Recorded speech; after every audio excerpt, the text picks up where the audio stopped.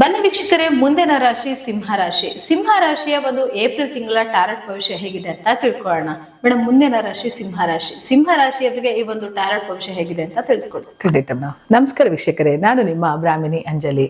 ಬನ್ನಿ, ಈ ಟ್ಯಾರೋಟ್ ಬಗ್ಗೆ ಒಂದು ಚಿಕ್ಕದಾಗಿ ಹೇಳ್ಬಿಡ್ತೀನಿ. ಇದೊಂದು ಗಿಣಿ ಶಾಸ್ತ್ರ ಹೇಳುವಂತಹ ಒಂದು ಟ್ಯಾರೋಟ್ ಕಾರ್ಡು. ಇಂದಿನ ಕಾಲದಲ್ಲಿ ಒಂದು ಜಗ್ಲಿ ಕಟ್ಟೆಯಲ್ಲಿ ಒಬ್ಬ ವ್ಯಕ್ತಿ ಕುತ್ಕೊಳ್ತಿದ್ದ. ಅವತ್ತಿನ ವಿದ್ಯಮಾನಗಳನ್ನು ತಿಳ್ಕೊಳ್ಳೋಕೆ, ಅವತ್ತಿನ ಒಂದು ಭವಿಷ್ಯವನ್ನು ತಿಳ್ಕೊಳ್ಳೋಕೆ ನಾವು ಗಿಣಿಶಾಸ್ತ್ರವನ್ನ ಕೇಳ್ತಾ ಇದ್ನೋ. ಆ ದಿನ ಆ ಗಿಣಿಶಾಸ್ತ್ರದಲ್ಲಿ ಯಾವ ಒಂದು ದೇವ್ರ ಕಾರ್ಡ್ ತೆಗೀತಿದ್ನೋ ಅದು ಸತ್ಯವಾದ ರೀತಿಯಲ್ಲಿ ಅವತ್ತಿನ ದಿನ ಬರ್ತಿತ್ತು. ಅಂದ್ರೆ ಏನೇನು ಹೇಳ್ತಾ ಇದ್ನೋ ಆ ಗಿಣಿಶಾಸ್ತ್ರ ನೋಡಿದ ತಕ್ಷಣ ಆ ವ್ಯಕ್ತಿ ಆ ಒಂದು ಶಾಸ್ತ್ರ ನಿಜವಾಗ್ತಿತ್ತು. ಅದೇ ರೀತಿ ಈ ಒಂದು ಟ್ರೆಂಡ್ ಇವಾಗ ತುಂಬಾ ಚೆನ್ನಾಗಿ ಓಡ್ತಾರೆ. ಯಾಕೆಂದ್ರೆ ಈ ಕಾರ್ಡಲ್ಲಿರೋ ಒಂದು ಅವಿನಾಭಾವ ಸಂಬಂಧ ಇದೆಯಲ್ಲ, ಲೈಫಲ್ಲಿ ನಮ್ಮನ್ನ ಏನು ಹೇಳ್ಬೇಕು ಅನ್ನೋದಿದ್ರೆ ಅದನ್ನ ತೋರಿಸುತ್ತಿದ್ರು. ಹಾಗಾಗಿ ಇದನ್ನ ತುಂಬಾ ಅಕ್ಯುರೇಟ್ ಆಗಿ ಬರುವಂತಹ ಒಂದು ಕಾರ್ಡು.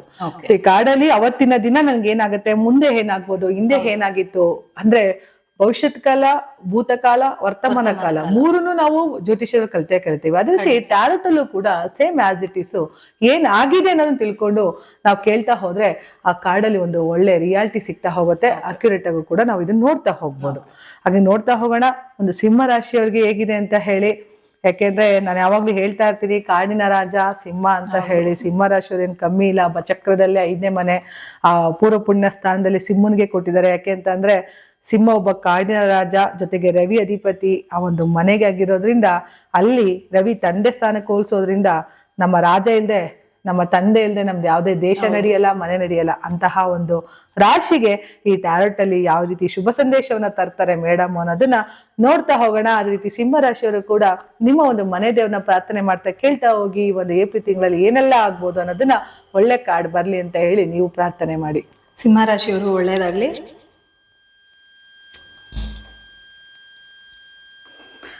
ನೋಡಿ, ಇಲ್ಲಿ ಒಂದು ಜಾಯಿಂಟ್ ಅಲ್ಲಿ ವ್ಯಕ್ತಿಗಳು ಸೇರ್ಕೊಂಡಿದ್ದಾರೆ. ನೋಡಿದ್ರ, ಈಗ ನಾವು ಹಗ್ಗ ಮಾಡ್ಬೇಕಾದ್ರೆ ಹೇಗೆ ಒಂದು ಕೈಗಳು ಜೋಡಿಸ್ಕೊಂಡು ಬಂದಿರುತ್ತಲ್ಲ, ಆ ರೀತಿ ಟೋಟಾಲಿಟಿಲಿ ನಾವು ಜಾಯಿಂಟ್ ಗಳಲ್ಲಿ ಇದ್ದೀರಿ. ಅಂದ್ರೆ ಇಲ್ಲಿ ನಿಮ್ಮ ಸಿಂಹ ರಾಶಿಯವರಿಗೆ ಒಂದು ಪರಾಕ್ರಮ ಸ್ಥಾನ ಅಂತ ಏನ್ ಕರಿತೀವೋ, ಸಿಂಹ ಕಾಡಿನ ರಾಜ ಅಂತ ಕರಿತೀವಿ.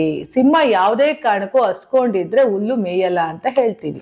ಸಿಂಹ ರಾಶಿಯವ್ರು ಯಾರೇ ಆಗಿರ್ಬೋದು ಮೇಡಮ್, ಅವರಲ್ಲಿ ಒಂದು ಅಗ್ರೆಸಿವ್ನೆಸ್, ಕೋಪ ಇದ್ದೇ ಇರುತ್ತೆ. ಜೊತೆಗೆ ನಾನತ್ವ, ಅಹಂ ಅನ್ನೋದು ಕೂಡ ಅವರಲ್ಲೇ ಇರುತ್ತೆ. ಅದೇ ರೀತಿ ಒಂದು ಸ್ವಚ್ಛ ಜೀವನದ ಒಂದು ಆಡಳಿತ ಹೆಂಗಿರಬೇಕು ಅಂತ ಅಂದ್ರೆ, ಒಂದು ಸ್ಟ್ರಿಕ್ಟ್ ಆಫೀಸರ್ ಜೀವನದ ಶಿಸ್ತುಗಳನ್ನ ಏನಾರ ಕರೆಕ್ಟ್ ಆಗಿ ಮಾಡ್ತಾರೆ ಅಂದ್ರೆ ಅದು ಸಿಂಹ ರಾಶಿಯವರು. ಅವ್ರನ್ನ ಕಲಿಬೇಕು ನಾವು. ಸಿಂಹ ರಾಶಿಯಿಂದ ಏನ್ ಕಲಿಬೇಕು? ಶಿಸ್ತನ್ನ ಕಲಿಬೇಕು.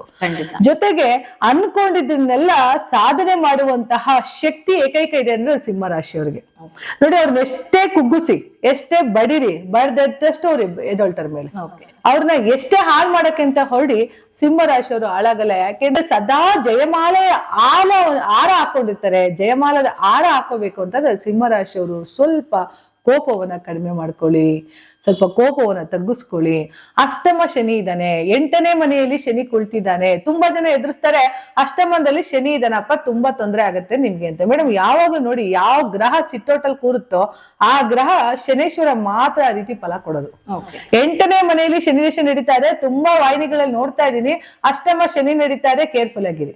ಸಿಂಹ ರಾಶಿಯವ್ರು ಚೆನ್ನಾಗಿಲ್ಲ? ಖಂಡಿತ ಇಲ್ಲ ವೀಕ್ಷಕರೇ. ಸಿಂಹ ರಾಶಿಯವರಿಗೆ ತುಂಬಾ ಚೆನ್ನಾಗಿದೆ, ತಲೆ ಕೆಡ್ಸ್ಕೋಬೇಡಿ. ಗುರು 11ರಲ್ಲಿದ್ದಾನೆ. ಜೊತೆಗೆ ಅಷ್ಟಮದಲ್ಲಿ ಶನಿ ಇದ್ದಾಗ ನಿಮ್ಮ ಆಯುಸ್ಸಿಗೆ ಸಂಬಂಧಪಟ್ಟಂತೆ, ನಿಮ್ಮ ಕೆಲವು ನಿಗೂಢತೆಗಳಿಗೆ ಸಂಬಂಧಪಟ್ಟಂತೆ ಸ್ಟ್ರಾಂಗ್ ಸ್ಟೆಬಿಲಿಟಿ ಇರುವಂತ ಪ್ಲೇಸ್ ಅದು. ಅದಕ್ಕೆ ತುಂಬಾ ಒಳ್ಳೇದಾಗುತ್ತೆ. ನೋಡಿ, ಇಲ್ಲಿ ಜೋಡಲ್ಲಿ ಕೊಟ್ಟಿದ್ದಾರೆ. ಜಾಯಿಂಟ್ ಅಲ್ಲಿ ಒಂದು ವ್ಯಕ್ತಿ ತೆಗ್ದಿದ್ದಾರೆ ಮೇಡಮ್ ಕಾರ್ಡು. ಇದೇನ್ ಹೇಳುತ್ತೆ ಅಂತ ಅಂದ್ರೆ, ನಿಮ್ಮ ಒಂದು ಸ್ವಭಾವಕ್ಕೆ, ನಿಮ್ಮ ಒಂದು ಕೆಲಸಕ್ಕೆ ಕೈ ಜೋಡಿಸುವಂತಹ ಒಬ್ಬ ವ್ಯಕ್ತಿ ನಿಮ್ ಜೊತೆ ಬೇಕು.